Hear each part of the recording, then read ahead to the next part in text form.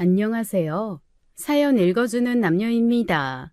오늘도 와주셔서 감사드리며 그럼 오늘의 사연 바로 시작하겠습니다. 5년이었어요. 정확히 5년 동안 연락 한 번 없던 시어머니가 갑자기 저희 집 문 앞에 서 계셨습니다. 아이고, 우리 며느라기 잘 있었어? 마치 어제 본 사람처럼 반갑게 인사하시더라고요. 손에는 커다란 여행용 가방이 2개나 들려 있었죠. 저는 순간 할 말을 잃었습니다. 어머니, 어떻게 오셨어요? 연락도 없이. 연락? 가족끼리 무슨 연락이야. 잠깐 짐 좀 들어줘. 그러더니 제 대답도 듣지 않고 집 안으로 쑥 들어오셨어요. 신발을 벗으시면서도 집 구조를 살피시는 눈빛이 예사롭지 않았습니다. 시어머니는 곧장 안방문을 열고 들어가셨어요. 그리고는 침대에 털썩 앉으시더니 이렇게 말씀하셨죠. 이 방이 제일 넓네. 오늘부터 여기가 내 방이야. 네? 어머니, 지금 무슨 말씀을... 아, 준호는? 우리 아들 아직 퇴근 안 했어? 오랜만에 아들 얼굴 좀 봐야겠네. 약속 지키러 왔다고 전해. 약속이요? 무슨 약속 말씀이세요? 뭐긴 뭐야. 5년 전에 한 약속이지. 아들이 나중에 꼭 모시겠다고 했잖아. 그래서 내가 기다렸다가 이제 온 거야. 저는 그 순간 등골이 서늘해졌습니다. 5년 전 저희가 가장 힘들었을 때 시어머니는 저희를 외면하셨거든요. 그런데 지금 무슨 약속을 지키러 오셨다는 걸까요? 시어머니는 벌써 가방을 열어 옷을 꺼내기 시작하셨어요. 마치 원래부터 여기 사셨던 것처럼 자연스럽게요. 안녕하세요. 저는 평범한 주부였습니다. 지금은 결혼 20년 차가 넘었죠. 아들 하나, 딸 하나 키우며 살고 있습니다. 남편은 저희 가족을 위해 새벽부터 밤까지 일하는 성실한 사람이죠. 큰 부자는 아니어도 알콩달콩 살아가고 있습니다. 결혼하고 시어머니와의 관계는 나쁘지 않았어요. 명절이나 생신 때 찾아뵙고 가끔 안부 전화 드리는 정도였죠. 그런데 모든 사건은 8년 전 남편이 회사를 그만두며 모든 게 바뀌기 시작했습니다. 특히 시어머니가 변하셨어요. 남편이 회사에서 2년째 유령 취급받고 있었어요. 존재감이 너무 없어서 회사 자동문도 안 열릴 지경이었죠. 결국 어느 날 대표이사 방에 들어가서 사표를 팍 내던지고 나왔습니다. 여보, 나 그 망할 회사 때려치웠어. 아유, 속이 다 시원하네. 잘했어요. 내 속이 더 시원하다. 망할 놈의 회사. 오늘은 소고기다. 퇴직금 5,300만 원이 통장에 입금되었어요. 띠링 소리가 나자마자 시어머니께 자동 알림이 간 것 같더라고요. 뭐 나중에 알고 보니 신우의 입이 그 알림이었지만요. 며칠 뒤 새벽 6시 현관문이 흔들릴 정도로 초인종이 울렸습니다. 아들아, 엄마야, 살아있지? 문 열어. 남편이 머리도 못 감고 문을 열었어요. 시어머니가 번개처럼 들어오시더니 남편을 스캔하듯 훑어보셨죠. 너 퇴직금 5,300 받았구나? 어머니, 제가 금액을 말씀드렸나요? 아들아, 엄마가 누구니? 네 표정만 봐도 통장 잔고가 보여. 5,300 맞지? 무당도 아니고 통장을 투시하시는 능력이 있으신가 봅니다. 때가 왔어. 드디어 때가. 엄마 유럽 보내줄 때가 왔다고. 그 순간 시어머니 눈에서 레이저가 나오는 것 같았어요. 18년 동안 이 순간만 기다리신 것처럼요. 파리, 로마, 런던, 바르셀로나, 취리히, 빈, 프라하, 부다페스트. 유럽 수도를 다 외치시는데 마치 주문을 외우시는 것 같았습니다. 어머니, 그건 유럽 일주가 아니라 유럽 정복인데요?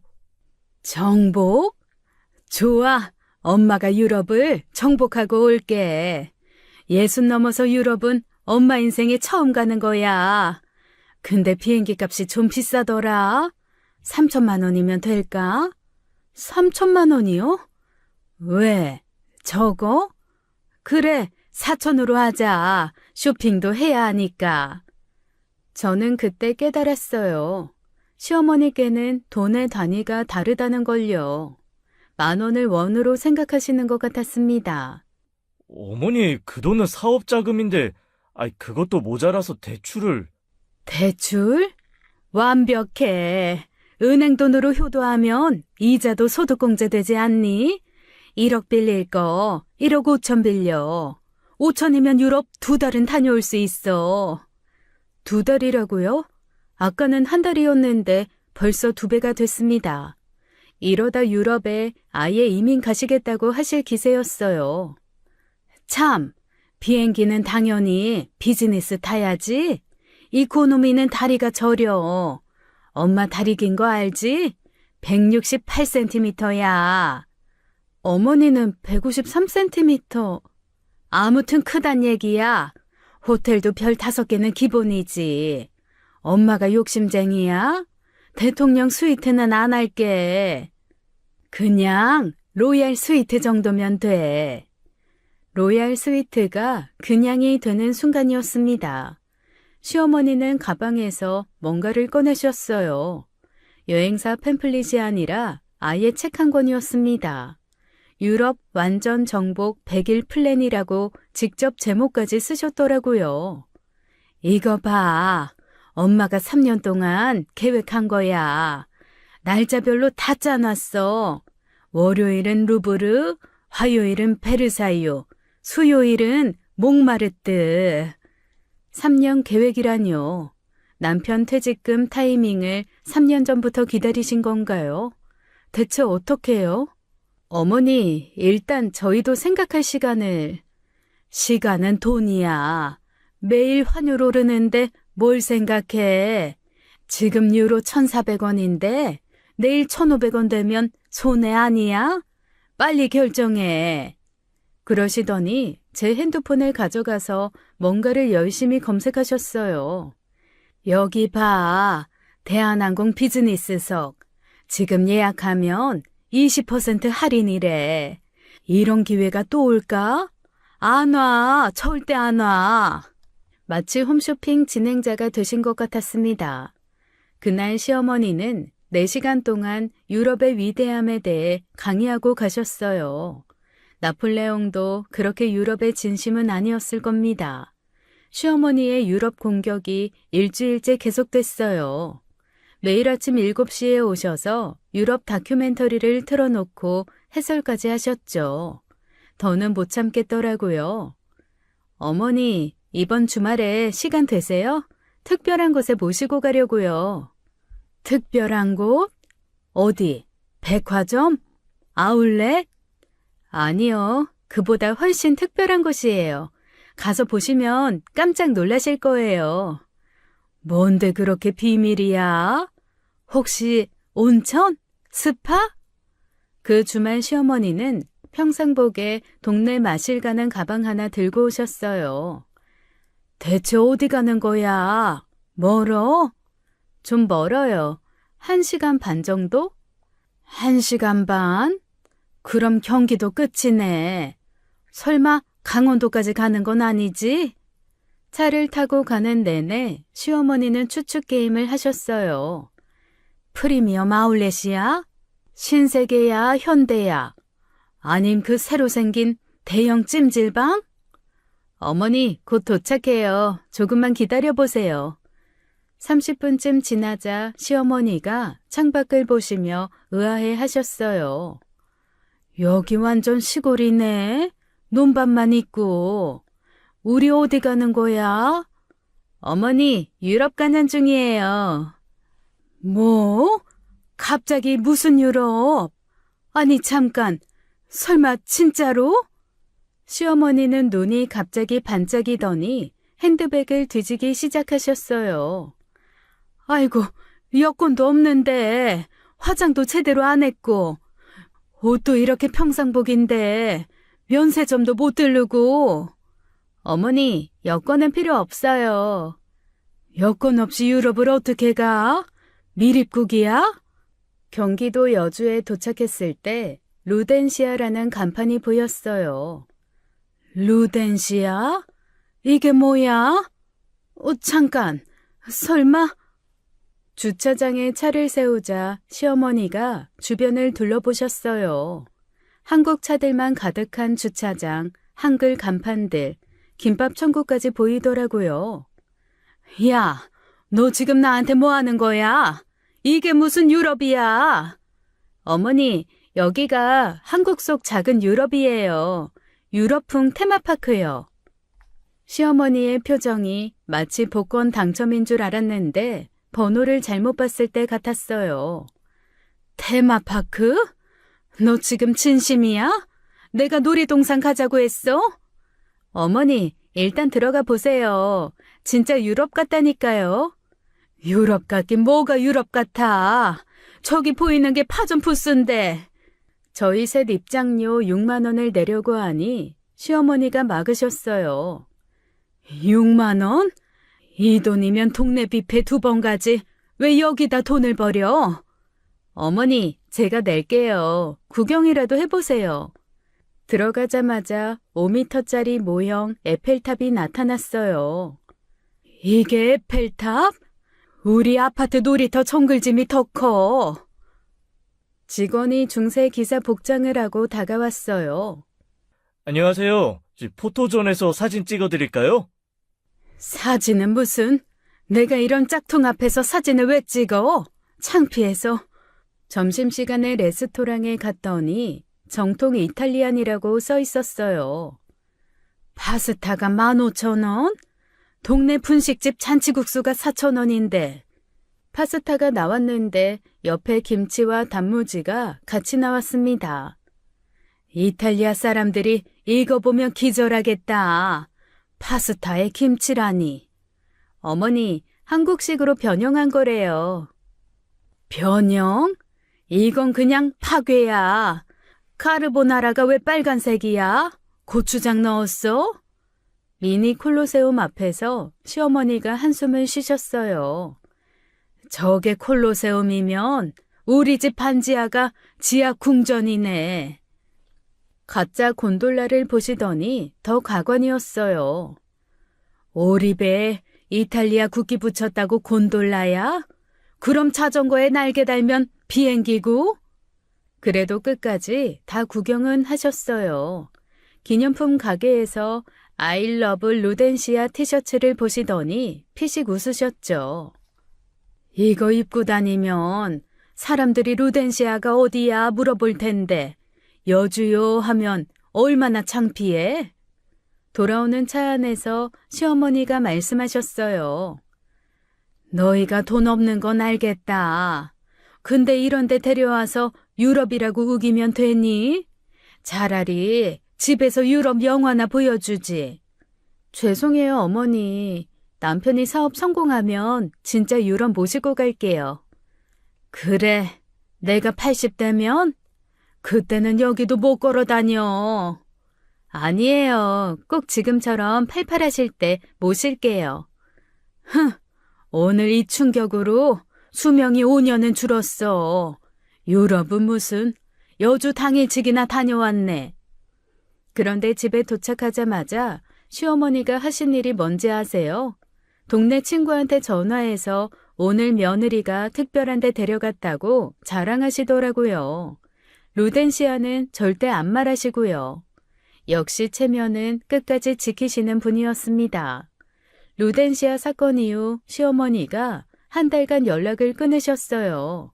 그런데 남편의 온라인 쇼핑몰이 대박이 났습니다.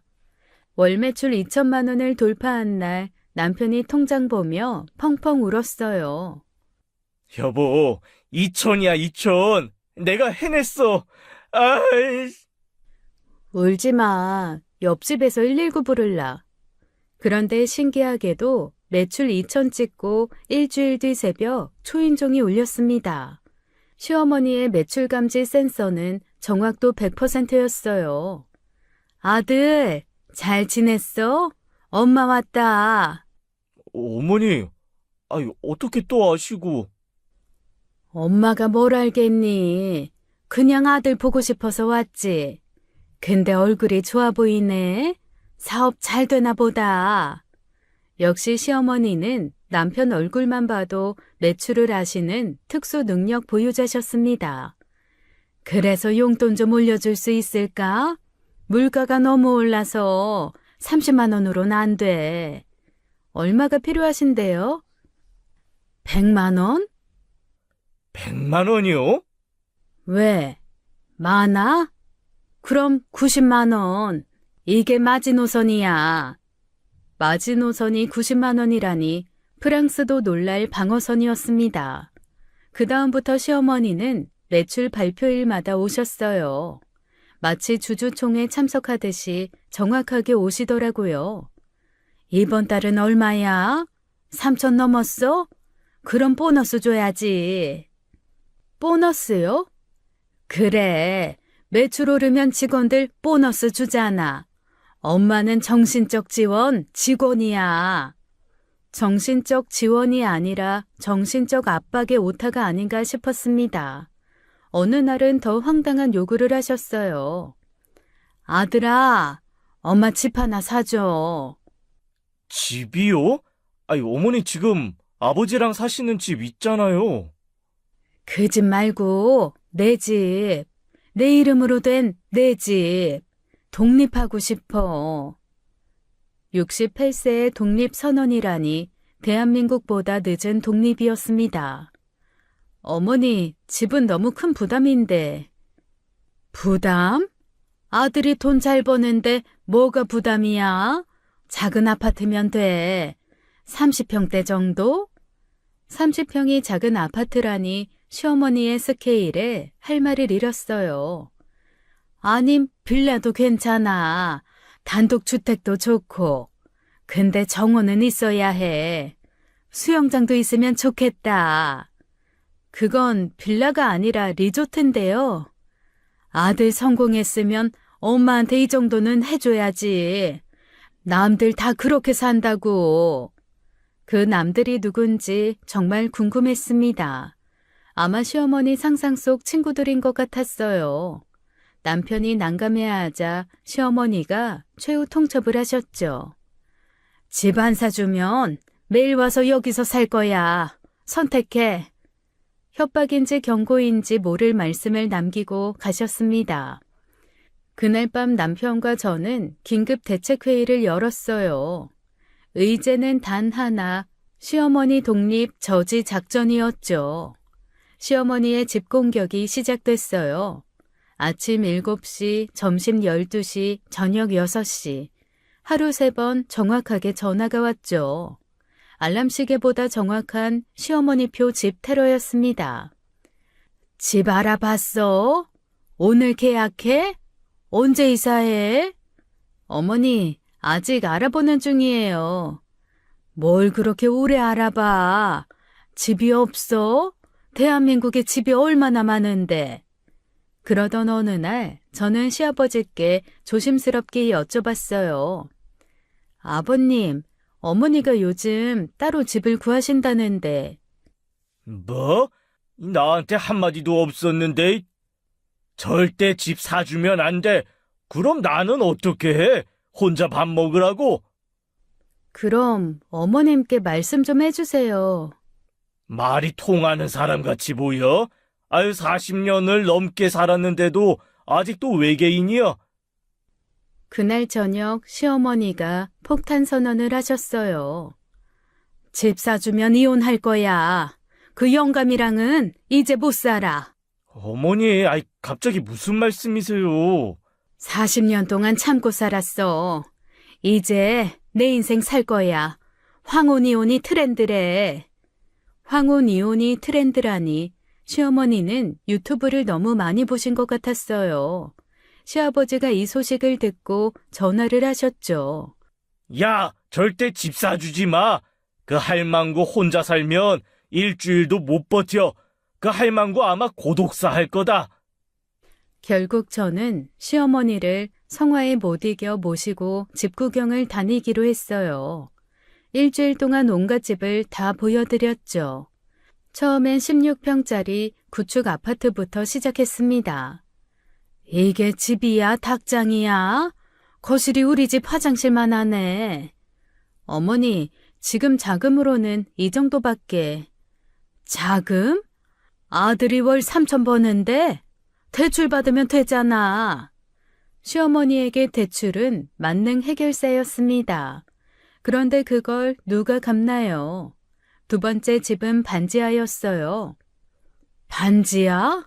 내가 두더지야? 땅속에서 살라고? 세 번째는 옥탑방이었죠. 이번엔 하늘로 보내려고? 미리 천국 체험하라는 거니? 일주일째 되는 날 마침내 20평대 깨끗한 아파트를 보러 갔어요. 이제야 제대로 된 집이네. 깨끗하고 넓고 남향이고. 어머니가 마음에 드신다니 다행이네요. 시어머니가 집을 둘러보며 흡족해 하시는데 중개사가 들어왔어요. 아, 이 집 보러 오셨구나. 좋은 집이죠? 가격도 아주 저렴하고. 저렴해요? 얼만데요? 3억 5천이에요. 원래 5억인데 특별한 사정이 있어서. 특별한 사정? 무슨 사정? 중개사가 갑자기 목소리를 낮췄어요. 실은 여기 무당이 살다가 돌아가신 집이에요. 그것도 아주 극적으로. 극적으로? 굿하다가 갑자기 칼 들고 춤추다가 그만. 그 칼로. 어머, 죄송해요. 자세한 건 말씀드리기가 좀 그래요. 너무 잔인해서. 시어머니 얼굴이 하얗게 질렸어요. 근데 괜찮아요. 요즘 젊은 사람들은 신경 안 써요.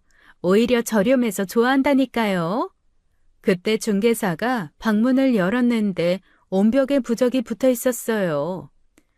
어머, 이게 다 뭐야? 아, 이건 아직 못 된 거예요. 너무 많아서. 한 300장 정도? 자식들이 급하게 처분하느라.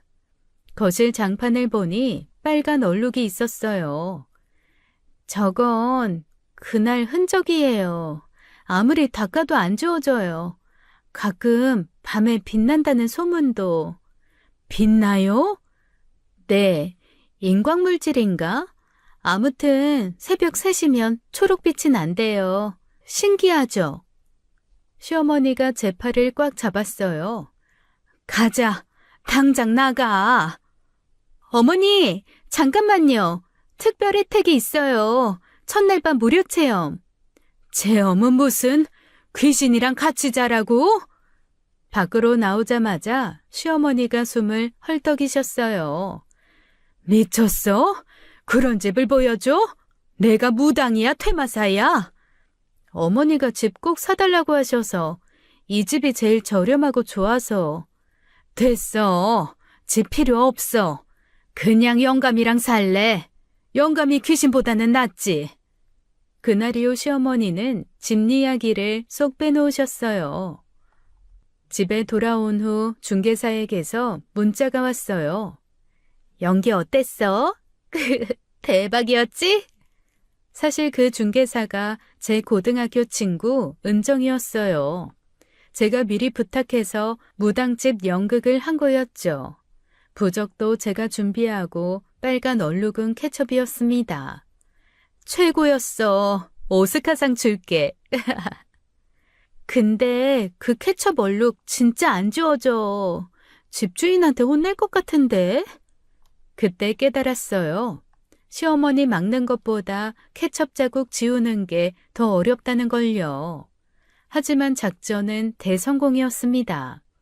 무당집 사건 이후 시어머니가 잠잠해진 사이 남편 사업이 로켓처럼 치솟았어요. 월 매출이 5천만 원을 돌파한 날 남편이 변하기 시작했습니다. 여보, 나 이제 진짜 사장이야. 돈이 막 들어와. 통장이 터질 것 같아. 그래도 아껴 써야 돼. 언제 또 어떻게 될지. 아껴서 뭐해. 이제 우리도 쓰면서 살자. 돈은 쓰라고 있는 거야. 그날부터 남편은 지갑이 아니라 현금 분사기가 됐어요. 첫 번째 희생양은 시부모님이었습니다. 용돈을 월 200만 원씩 주기 시작했어요. 아이고, 우리 아들, 이게 다 뭐니? 너무 많아. 시어머니가 돈을 거절하는 척 하시는 걸 처음 봤어요. 물론 0.5초 만에 받으셨지만요. 어머니, 이제부터 매달 이렇게 드릴게요. 아버지도요. 얘가 복권이라도 당첨됐냐? 이렇게 많이 줘도 돼? 당연하죠. 제가 이제 잘 벌잖아요. 그뿐만이 아니었어요. 명품 선물 공세가 시작됐죠. 어머니, 이거 샤넬 가방이에요. 아버지는 롤렉스. 어머, 이게 그 유명한 샤넬? 동네 김 여사가 메고 다니던 그거? 남편의 씀씀이는 거기서 멈추지 않았어요. 아이들에게도 폭탄이 떨어졌죠. 도연아, 넌 맥북 프로, 서연이는 아이패드. 아빠, 진짜요? 이거 200만 원짜리인데? 200만 원이 뭐가 대수야? 아빠가 이제 돈 많이 벌어. 아이들 학원도 죄다 프리미엄으로 바꿨어요. 영어 학원만 월 150만 원이었죠. 여보, 이렇게 쓰면 안 돼. 저축도 해야 하고. 저축? 돈이 계속 들어오는데 왜 저축해? 물 들어올 때 노져야지. 물이 들어오는 게 아니라 폭포수처럼 쏟아붓고 있었어요. 그런데 저희 친정 부모님은 달랐습니다. 아버님, 어머님, 용돈 300만 원 드릴게요. 뭐, 300만 원? 자네 정신 나갔나? 아유, 아니에요. 이제 잘 벌어서. 이서방, 이 돈 당장 집어넣어. 한 푼이라도 모아야지. 잘 번다고 이렇게 막 쓰나? 젊어서 한 푼이라도 더 모아야지. 지금 이렇게 쓰면 나중에 후회해. 괜찮습니다. 돈은 계속 벌면 되니까요. 계속? 자네가 재벌이야, 대기업이야? 온라인 쇼핑몰이 평생 가는 줄 알아? 내가 잘 몰라도 유행 지나면 금방 벌이가 줄어드는 게 온라인 쇼핑몰이야. 친정 부모님은 용돈을 딱 30만 원만 받으셨어요. 그것도 명절이나 생신 때만요. 미수가, 네 남편 좀 말려. 돈을 물 쓰듯 하네. 저도 말리는데 안 들어요. 한탕주의에 빠진 것 같은데, 이러다가 큰일 나. 남편은 자기 성공을 과시하고 싶어 했어요. 동창 모임에 벤츠 타고 가서 한턱 크게 쏘고 SNS엔 명품 자랑을 매일 올리고 여보, 나 이제 성공한 사업가야. 모두가 나 부러워한다? 부러워하는 게 아니라 걱정하는 것 같은데? 걱정? 질투지. 다들 내가 성공한 게 배 아픈 거야. 그때 친정아빠가 저한테 조용히 말씀하셨어요. 미수가 비상금 따로 모아둬라. 네 남편 저러다 망한다. 친정아빠의 말씀이 불길한 예언처럼 들렸습니다. 친정아빠의 예언은 정확했어요. 남편이 돈맛에 취해 무리하게 사업을 확장했거든요. 창고 3개 더 임대하고 직원 10명 뽑고 광고비만 월 1,000만 원씩 쏟아부었죠. 여보, 이제 대기업 만들 거야. 아마존처럼. 아마존? 우리는 동네 슈퍼마켓도 아직 안 됐는데. 그런데 중국 공장에서 납품 사고가 터졌습니다. 불량품 5,000개가 한꺼번에 들어온 거예요. 아니, 이게 다 뭐야? 가방이 아니라 쓰레기 봉투잖아. 환불 요청이 폭주했고 악성 리뷰가 쏟아졌어요. 별점이 5점에서 1점으로 수직 낙하했죠. 거래처들이 줄줄이 이탈하기 시작했습니다. 죄송한데요. 이제 거래 끊겠습니다. 왜요? 왜 갑자기? 평판이 너무 안 좋아서. 저희도 먹고 살아야죠. 2년 만에 사업이 완전히 무너졌어요. 빚만 7억이 넘었습니다. 여보, 집을 팔아야 할 것 같아. 집을? 우리 신혼집을? 미안해. 정말 미안해.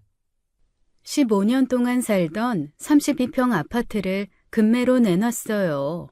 시세보다 5천만 원이나 싸게 팔았죠. 그리고 저희가 이사간 곳은 보증금 2천만 원에 월세 50만 원짜리 빌라였어요. 지하 1층 습하고 곰팡이 냄새나는 집이었죠. 엄마, 여기서 살아야 해요? 방이 하나밖에 없는데. 곰팡이 냄새. 숨을 못 쉬겠어요. 잠시만 참자. 남편은 매일 소주를 마시며 울었어요. 내가 뭘 잘못했을까? 왜 이렇게 됐을까? 잘못한 거 알고 싶어? 목록 작성해드릴까? A4 용지 10장은 필요할 것 같은데. 하늘에서 지하까지 우리 인생이 엘리베이터도 아니고 이렇게 빨리 추락할 줄 몰랐어요. 그래도 한 가지 좋은 점이 있었죠. 지하라서 더 떨어질 곳이 없다는 거였습니다. 남편이 망했다는 소식이 퍼지자 시어머니는 전화를 받지 않으셨어요. 하루에 10번을 걸어도 수신 거부였죠. 한 번 겨우 받으셨을 때는 바쁘다며 0.3초 만에 끊으셨습니다. 제가 직접 시댁을 찾아가 도움을 요청했지만 문전박대 당했어요. 그동안 매달 200만 원씩 용돈을 받으셨으면서도 모른 척 하셨죠. 오히려 사업 실패가 제 탓이라고 하셨습니다. 남편 내조를 못해서 망했다는 거예요. 더 황당한 건 동네방네 소문을 내고 다니신 거였어요.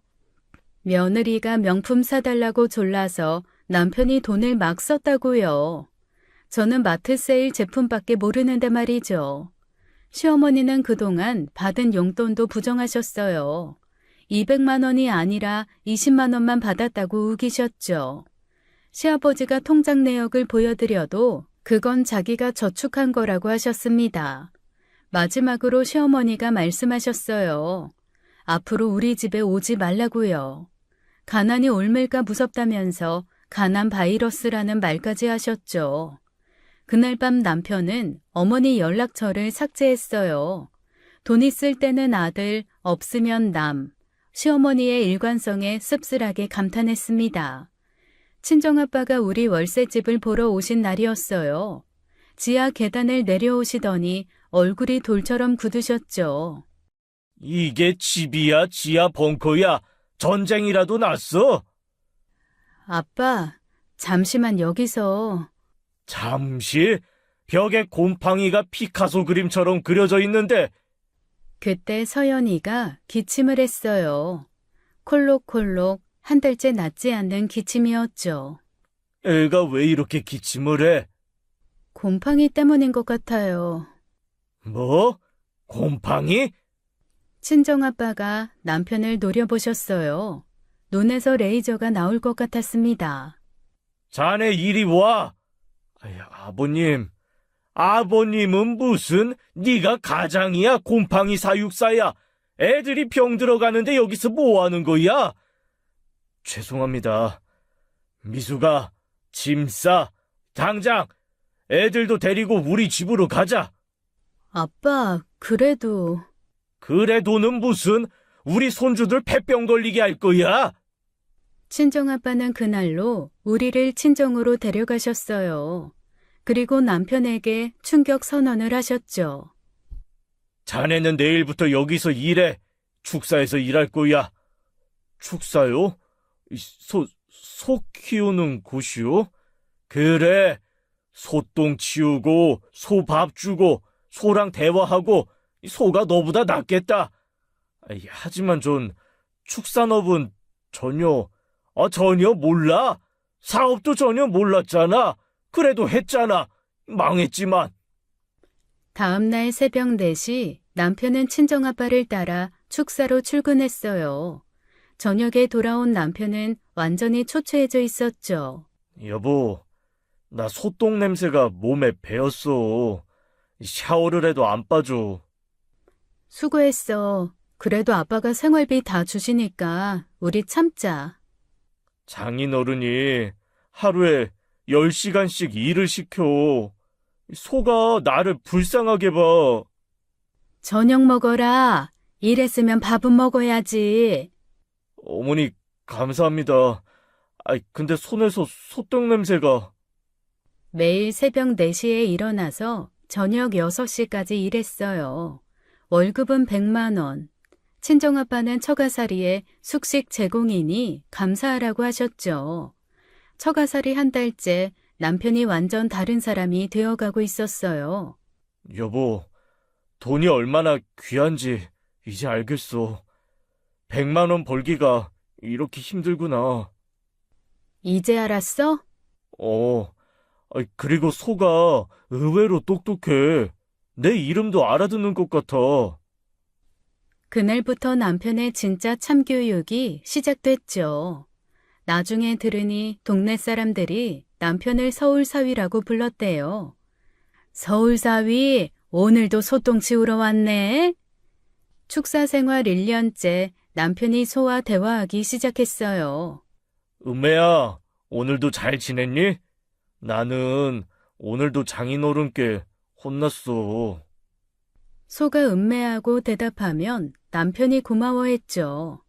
처가살이의 유일한 친구가 소였던 겁니다.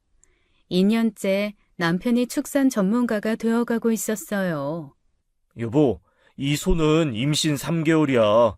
표정만 봐도 알겠어. 소 표정을 읽는다고? 이 소도 입덧해. 풀 안 먹고 막 짜증내. 친정아빠도 남편의 변화를 인정하기 시작하셨어요. 서울사위, 이제 좀 사람 됐네. 소도 자네를 따르고. 3년째 동네에서 남편을 소박사라고 불렀습니다. 소 상태만 보면 병을 다 알아맞혔거든요. 아이, 서울사위, 우리 소 좀 봐줘. 밥을 안 먹어.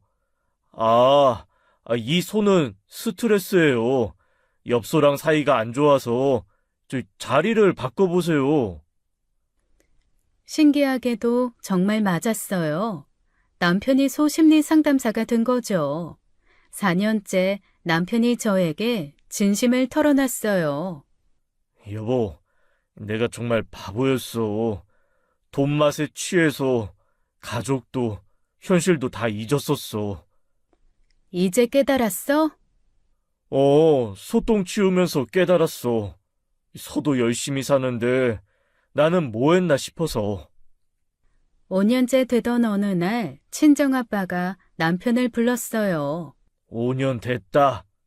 네, 아버님. 네? 이제 어떻게 할래? 서울 갈래? 여기 남을래? 남편이 놀라운 대답을 했습니다. 아버님, 저 여기서 계속 일하고 싶어요. 제가 사업은 소질이 없는 것 같아요. 뭐, 평생 소똥 치울 거야? 아니요. 장인어른 밑에서 더 배우고 싶어요. 이 일이 저한테 맞는 것 같아요. 친정아빠가 한참 남편을 보시더니 웃으셨어요. 그래, 자네가 진짜 반성했구나. 사실 자네 일 잘해. 내 후계자로 키울까 생각 중이었어. 정말요? 근데 그 전에 할 일이 있어. 한 달에 고작 100만 원 받고 가족들 고생시킨 거 보상해야지. 일주일 후 친정아빠가 깜짝 선물을 주셨어요. 새 아파트 열쇠였죠. 분가해. 이제 네 가족이랑 제대로 살아. 빚도 다 갚아놨어. 아버님, 이건 너무... 남편이 그 자리에서 큰절을 하며 펑펑 울었어요. 아버님, 정말 죄송했습니다. 그리고 감사합니다. 평생 은혜 갚으며 살겠습니다. 울지 마. 소들 놀란다. 그리고 내일도 출근이야. 새벽 4시. 네, 새벽 3시 반에 오겠습니다. 미쳤냐? 4시면 4시지. 너무 열심히 하지 마. 그렇게 남편은 완전히 다른 사람이 되었어요. 돈보다 소중한 걸 알게 된 거죠. 가족 그리고 소통의 가치를요. 농담이 아니라 정말로 남편은 소통으로 비료 사업을 시작했거든요. 작지만 착실한 사업이었습니다. 새 아파트로 이사한 지 일주일 만에 초인종이 울렸어요. 모니터를 보니 5년 만에 보는 얼굴이었죠. 아이고, 우리 며느라기 잘 있었어? 어머, 얼굴이 좋아졌네. 5년 전 간암 바이러스 운운하시던 분이 맞나 싶었어요. 어머니, 어떻게 오셨어요? 어떻게 오긴, 며느리 보고 싶어서 왔지. 그동안 연락이 왜 없었어? 서운했어. 연락이 없었다고요? 전화번호를 차단하신 분이 누구신데요? 시어머니가 집 안으로 쑥 들어오시더니 구경을 시작하셨어요. 어머, 집이 좋네. 32평? 33평? 남양이고. 역시 우리 아들이 능력이 있어. 우리 아들이라니. 5년 동안 남이었다가 갑자기 아들이 되셨습니다. 준호는? 우리 아들 어디 있어? 일하러 가셨어요. 축사에. 축사? 아직도? 아이고, 고생이 많네. 근데 이 집은 어떻게 산 거야? 친정 아버지가. 아, 사돈이? 역시 사돈이 최고야. 나도 인사드리러 가야겠네. 시어머니는 냉장고를 열어보시고 방마다 다 구경하셨어요. 마치 부동산 감정하러 온 사람 같았죠. 큰 방이 좋네. 햇빛도 잘 들고. 여기서 자면 건강해질 것 같아. 불안한 예감이 들었어요. 어머니, 오늘 뭐하러 오셨어요? 뭐하러 오긴. 그동안 서운했던 거 풀려고 왔지. 5년이나 얼굴 못 봤잖아. 우리가 못 본 게 아니라 어머니가 안 보신 거잖아요. 라고 제 속마음이 답을 했습니다. 그리고 말이야, 이제 우리 다시 가족답게 지내자. 과거는 잊고. 과거를 잊자고요? 선택적 기억 상실증이 있으신가 봅니다. 참, 내가 점심 해줄게. 냉장고에 뭐 있어? 어머니, 괜찮아요. 괜찮긴 며느리한테 밥 해주는 게 시어머니 도리지. 5년 만에 갑자기 도리를 찾으셨어요. 시어머니가 부엌에서 요리하시는 동안 남편에게 전화했어요. 여보, 어머니가 오셨어. 뭐? 어머니가? 왜? 그것도 모르겠고 일단 퇴근하면 와. 저녁에 남편이 돌아왔을 때 시어머니는 밥상을 차려놓고 기다리고 계셨어요. 아이고, 우리 아들 얼굴이 왜 이렇게 탔어? 고생 많이 했구나. 어머니, 갑자기 왜? 왜긴 아들 보고 싶어서 왔지. 5년이나 못 봤는데. 남편이 저를 보며 눈으로 신호를 보냈어요. 이게 무슨 상황이야? 저도 어깨를 으쓱했죠. 나도 몰라. 자, 먹어. 엄마가 만든 된장찌개야. 맛있지? 네, 맛있네요. 그럼 엄마 손맛은 변하지 않아. 앞으로 자주 와서 해줄게. 자주 오신다고요? 불안감이 엄습했습니다. 다음날 아침 7시 초인종이 또 울렸어요. 시어머니가 캐리어 2개를 끌고 서 계셨죠. 미수가 문 열어. 짐이 무거워. 어머니, 그 짐은 뭐예요? 뭐긴 이삿짐이지. 이사요? 심장이 쿵 내려앉았습니다. 시어머니가 캐리어를 끌고 들어오시더니 곧장 큰 방으로 가셨어요. 이 방 내 방이야. 옷 정리 좀 도와줘. 잠깐 어머니, 이게 무슨... 아 맞다. 준호가 예전에 약속했잖아. 나중에 꼭 모시겠다고. 그건 5년 전 이야기고 5년이든 10년이든 약속은 약속이지. 아들이 한 약속을 엄마가 기억하는 게 뭐가 잘못이야? 시어머니는 이미 옷을 옷장에 넣기 시작했습니다. 속도가 번개 같았어요. 어머니, 남편이랑 상의는 하셨어요? 상의? 가족끼리 무슨 상의야? 엄마 아들이 같이 사는 게 당연한 거지. 당연하다고요? 어느 나라 헌법에 그런 조항이 있나요? 급하게 남편에게 전화했어요. 여보, 큰일 났어. 어머니가 짐 들고 와서 들어오신대. 뭐? 알았어. 최대한 빨리 퇴근할게. 전화를 끊자 시어머니가 제 뒤에 서 계셨습니다. 미숙이 너, 너무 그런 눈으로 나 보고 있지 말아라. 나 5년 동안 참고 기다렸는데 너희가 다시 일어설 때까지 기다렸다고. 5년 동안 기다렸다고요? 5년 동안 차단했던 거 아니었나요? 그리고 나 병 있어. 병이요? 무슨 병이요? 외로움병. 혼자 있으면 죽을 것 같아. 의사가 가족이랑 같이 살래. 의사가 그런 처방을 한다고요? 정신과 의사인가요? 어머니, 그래도 아버님 계시잖아요. 그 영감? 매일 화투나 치러 다니고 나한테 관심도 없어.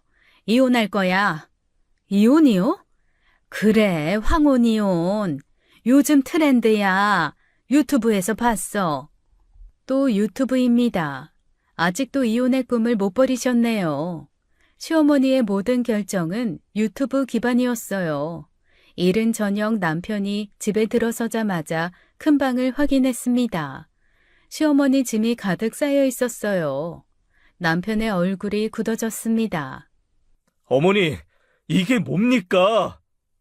아이고, 우리 아들, 저녁 먹었어? 엄마가 밥 차려줄게. 묻고 있잖아요. 이 짐들이 뭐냐고요? 짐이 뭐긴, 엄마 옷이지. 이제부터 여기서 같이 살려고. 남편이 깊게 숨을 들이쉬었어요. 5년간 참아왔던 무언가가 터지려는 순간이었죠. 나가세요. 뭐? 갑자기 왜 이래, 아들? 어머니 집 아니에요. 나가달라고요. 아들이 엄마한테 이게 무슨 말이야? 예전에 약속했잖아. 남편의 목소리가 떨리기 시작했어요. 약속이요? 어머니는 저한테 한 약속이 없으셨나요? 무슨 약속? 아들이 힘들 때 곁에 있어 주겠다는 약속이요. 부모니까 가족이니까 당연한 거 아니었나요? 시어머니가 말문이 막혔어요. 제가 망했을 때 어디 계셨어요? 전화 한 통 안 받으셨잖아요. 겨우 받으면 0.3초 만에 끊으셨고. 남편의 눈이 붉어졌어요. 가난이 옮는다고 하셨죠? 바이러스라고. 제가 그렇게 더러운 존재였나요? 어머니 아들이 아니라 병균이었나요? 그때는 그때는 뭐요? 돈이 없으니까 아들도 아니었던 거죠. 용돈 드릴 때는 매일 오셨으면서. 남편의 목소리에 울음이 섞였어요. 제가 서러웠던 게 뭔지 아세요? 어머니가 제 실패를 아내 탓으로 돌리셨다는 거예요. 동네방네 소문내고 다니셨다면서요. 그건 내가 화가 나서. 화가 나서요? 그럼 전 화 안 났을까요? 어머니한테 버림받은 제 심정은요? 남편이 주먹을 쥐었어요. 축사에서 소똥 치우면서 매일 생각했어요. 왜 어머니는 날 버렸을까? 내가 그렇게 못난 아들이었나? 소한테 말했어요. 우리 엄마가 날 싫어한대. 돈이 없으니까 아들도 아니래. 그런데 소가 뭐라고 했는지 아세요? 음매하고 제 옆에 와서 머리를 비벼줬어요. 말 못하는 짐승도 저를 위로해주는데 친엄마는 5년이에요. 5년 동안 단 한 번도 안부 물어보지 않으셨어요. 그런데 집 생기니까 오셨네요. 준호야. 이제 와서 엄마 노릇하지 마세요. 전 5년 전에 이미 어머니를 마음에서 보냈어요. 시어머니의 눈에도 눈물이 고였어요. 그래도 난 네 엄마야. 엄마는 무슨, 돈 있을 때만 엄마고 없으면 남인 사람이 무슨 엄마예요? 그때 현관문이 열렸어요. 시아버지가 헐레벌떡 들어오셨죠. 이 할망구가 여기서 또 무슨 짓이야? 남편이 시아버지께 고개 숙였어요. 아버지, 어머니 데려가 주세요. 전 더는 못하겠어요. 그래, 잘했다. 아이, 가자. 이리 와. 애들 더 괴롭히지 말고. 싫어. 안 갈 거야. 안 나가세요? 그럼 저희가 나가겠습니다. 5년 전 어머니가 저한테 하신 것처럼 전화번호도 바꾸고 영원히 연락 안 할 거예요. 시어머니가 충격받은 표정으로 남편을 봤어요. 너 정말로? 네, 어머니가 가르쳐 주신 대로 할게요. 필요 없는 사람은 버리는 거라고 하셨잖아요. 결국 참다 못한 시아버지가 시어머니를 끌고 가려고 하자 시어머니가 현관에 주저앉으셨어요. 내가 뭘 잘못했어? 아들 집에 오는 게 그렇게 큰 죄야? 시아버지가 한숨을 쉬시더니 충격적인 말을 꺼내셨어요. 그래, 안 가겠다고? 그럼 이혼하자. 당신이 원하는 그 이혼 하자고. 뭐, 이혼? 그래, 이혼. 나 40년을 넘게 참았어. 더는 못 참겠다. 당신이 뭘 참았다는 거야? 뭘 참았냐고? 당신이 내 퇴직금으로 주식한다고 가져가서 다 날린 거. 당신 친정 돈까지 끌어다 쓰고 빚만 남긴 거. 아버지, 그게 무슨... 네 엄마가 5년 전에 주식한다고 난리였어. 대박 난다고? 결과 전 재산 날렸다. 그건 운이 나빴을 뿐이야. 운, 도박이지 그게 투자야. 그것도 모자라서 아들한테 손 벌렸잖아. 돈 있을 때만 찾아가고. 시아버지의 목소리가 떨렸어요. 제일 한심한 게 뭔 줄 알아? 아들 망했을 때 당신이 한 짓이야. 전화도 안 받고 욕하고 다니고. 그때는 뭐, 나도 봤어. 당신이 동네에서 뭐라고 했는지. 며느리 탓이라고 했지. 창피해서 못 살겠더라. 시아버지가 저를 보셨어요. 미수가, 내가 미안하다. 내가 막았어야 했는데 못난 시아버지라. 아버님, 40년 동안 당신 이기심을 참았어. 체면 차리느라 참았어. 근데 이제는 못 참겠다. 그럼 진짜 이혼할 거야? 그래, 애들 앞에서 맹세해. 이혼할 거야. 당신이 계속 이러면. 아니, 이 나이에 이혼을? 하자며. 나이가 뭐 70이면 못해? 앞으로 10년은 더 살 텐데 편하게 살아야지. 당신 매일 황혼 이혼 노래 불렀잖아. 결정해. 조용히 집에 갈 거야. 이혼 서류 받을 거야. 시어머니가 눈물을 흘리기 시작했어요. 내가 그렇게 나쁜 사람이야? 나쁜 사람은 아니야. 그냥 가족이 뭔지 모르는 사람이지. 이기적인 것. 그 말이 시어머니에게는 가장 아픈 말이었나 봅니다. 시어머니가 털썩 주저앉으셨어요. 알았어. 집에 갈게. 이혼은 하지 마. 집에 가서 잘 생각해봐. 왜 아들이 당신을 거부하는지, 왜 내가 이혼 얘기를 하는지. 시어머니가 비틀거리며 일어나셨어요. 그리고 조용히 시아버지를 따라 나가셨죠. 문이 닫히기 전 시아버지가 뒤돌아보셨어요. 준호야, 미수가 그동안 고생 많았다. 앞으로는 편하게들 살아. 그렇게 시부모님이 떠나셨어요. 집안이 무거운 침묵에 잠겼습니다. 그 일이 있고 한 달이 지났어요. 시어머니는 연락 한 번 없으셨죠. 대신 가끔 시아버지가 안부를 물으셨습니다. 그러던 어느 날 시어머니가 찾아오셨어요. 예전과 달리 조심스럽게 초인종을 누르셨죠. 미수가, 나야. 잠깐 들어가도 될까? 어머니, 들어오세요. 시어머니는 빈손이 아니었어요. 반찬통 여러 개를 들고 계셨죠. 준호 좋아하는 반찬 만들어 왔어. 냉장고에 넣어도 될까? 네, 그러세요. 시어머니는 예전처럼 쑥쑥 들어오지 않으셨어요. 눈치를 보며 조심스럽게 움직이셨죠. 준호는 아직 일하니? 네, 축사에 있어요.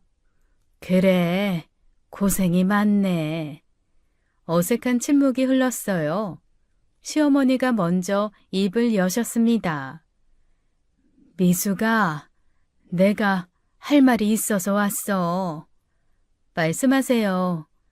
시어머니의 눈가가 붉어졌어요. 미안해. 정말 미안해. 내가 너무 못됐었어. 처음 듣는 사과였습니다. 5년 전 준호가 힘들 때 내가 정말 나쁜 엄마였어. 돈만 보고 아들은 안 봤어. 가난 바이러스라고 했던 것도 미숙이 네 탓이라고 한 것도 다 내 잘못이야. 어머니, 네 시아버지가 이혼 얘기하고 나서 정신이 번쩍 들었다. 내가 뭘 했나 싶어서. 시어머니는 손수건으로 눈물을 닦으셨어요. 45년 같이 산 남편도 날 버리려고 하고 아들도 날 거부하고 내가 그렇게 못된 사람이었구나. 그때 현관문이 열렸어요. 퇴근한 남편이었죠. 어머니? 준호야, 엄마 잠깐 왔어. 반찬 주고 가려고. 남편이 경계하는 눈빛으로 시어머니를 봤어요. 아들아, 미안해. 엄마가 정말 미안해. 5년 동안, 아니, 평생 내가 너를 제대로 사랑한 적이 있었나 싶다. 돈으로만 가치를 매겼어. 시어머니가 남편 앞에 무릎을 꿇으려 했어요. 남편이 황급히 부축했죠. 어머니, 이러지 마세요. 아니야, 들어줘. 내가 할 말이 있어. 시어머니가 남편의 손을 잡았어요. 축사에서 일한다고 들었어. 소한테 하소연했다는 것도, 엄마보다 소가 나았다는 것도. 남편의 눈이 흔들렸어요. 그 말이 제일 아팠어. 짐승보다 못한 엄마였구나, 내가. 용서 못해도 돼. 그럴 자격도 없어. 그냥 엄마가 잘못했다는 거, 후회한다는 거, 그것만 알아줘. 남편이 한참을 말없이 서 있었어요. 그리고 조용히 말했죠. 어머니, 시간이 필요해요. 그래, 알겠어. 기다릴게. 시어머니가 일어나셨어요. 문이 닫히고 남편이 조용히 울었어요. 시어머니의 진심 어린 사과가 5년 만에 왔지만 그래도 늦지 않았다고 생각했습니다. 며칠 후 저는 남편에게 제안했어요. 시어머니와 단둘이 만나 대화할 시간을 만들어 보라고요. 남편은 망설이다가 결국 고개를 끄덕였죠.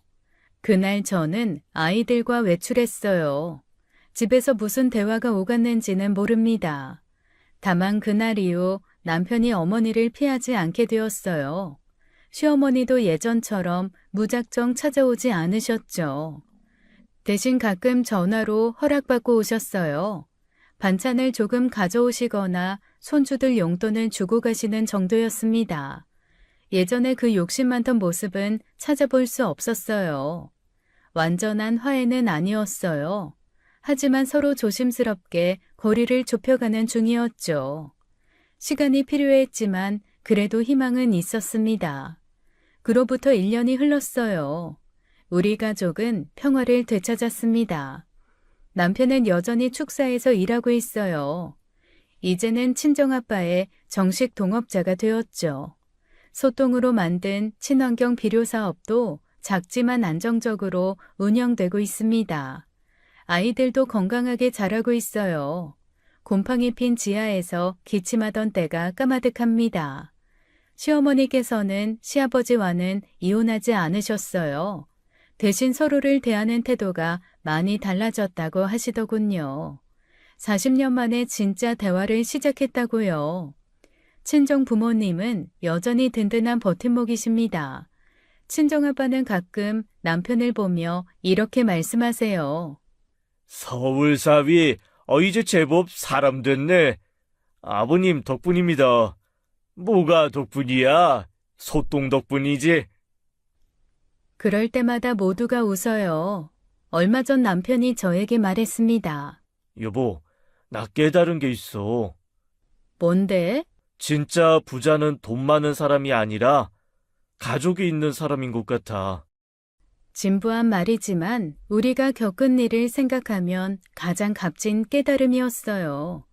옛말에 전화위복이라는 말이 있죠.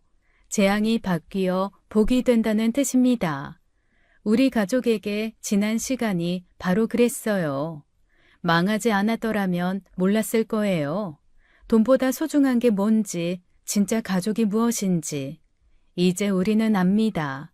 넘어져도 다시 일어설 수 있다는 것을. 그리고 곁에 진짜 가족이 있다면 그 어떤 시련도 견딜 수 있다는 것을요. 지금까지 사연 읽어주는 남녀였습니다. 끝까지 시청해주신 여러분 감사드리며 저희는 다음 사연으로 돌아올게요. 감사합니다.